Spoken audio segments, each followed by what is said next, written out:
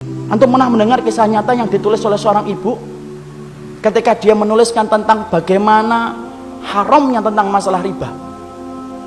Dia cerita, kami dulunya adalah keluarga yang baik, mengisi kegiatan kami setiap waktunya dengan mencari ilmu. Sampai satu waktu suami saya kepentok bisnisnya dan berkata, "Dek, ini kelihatannya bisnis kita ini tidak akan pernah besar kalau kita tidak pinjem. Modal kita cekak, bisnis kita tidak akan besar ini kalau kayak gini." Akhirnya kemudian sang istri berkata, "Ya sudah mas, cari itu. Carilah suami pinjaman yang tidak bersentuhan dengan riba."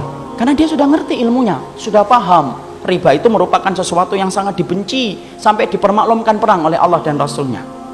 Dia cari, kapan toh? Bukannya sabar, malah kemudian berkata, ini kelihatannya kita nggak dapat pinjaman, harus minjem yang ribawi.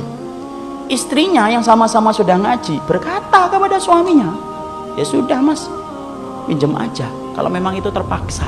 Nah kita ini gampang sekali ngomong dorurah. Nanti tutup dengan sholat, banyak sedekah. Riba mah tidak bisa ditutup dengan sholat dan tetap sedekah. Emang antum kira dengan kemudian riba setelah itu sedekah, kemudian sedekah antum diterima? Tidak diterima sedekah orang yang dari riba. Jangan dianggap remeh riba itu ikhwan. Karena kalau kita nggak ngingetin ini, rusak negara kita ini gara-gara riba. Karena Allah permaklumkan perang.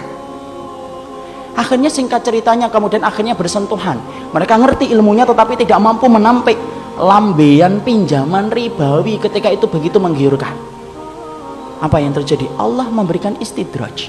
Usahanya berhasil, gede.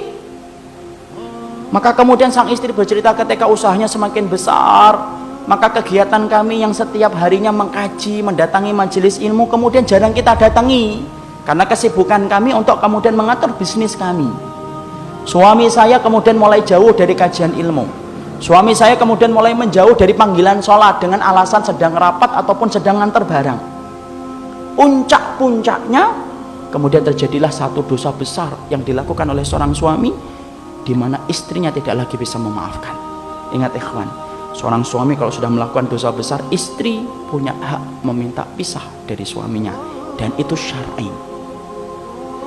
Maka suaminya melakukan dosa besar, akhirnya apa? Tidak bisa dimaafkan. Akhirnya apa? Kapal rumah tangga itu karam, tenggelam. Yang menarik adalah ketika sang ibu menuliskan kisah nyata itu, saya baca, beliau mengatakan, saya tidak menyalahkan suami saya tidak menyalahkan bisnisnya, tapi yang saya salahkan adalah ketika kami sudah sibuk mengkaji ilmu, kami ngerti riba itu haram, tapi ternyata kami tidak mampu untuk meninggalkan, padahal kami tahu dosa yang dipermaklumkan perang di dalam kehidupan itu cuma satu dosa riba, dan kami berani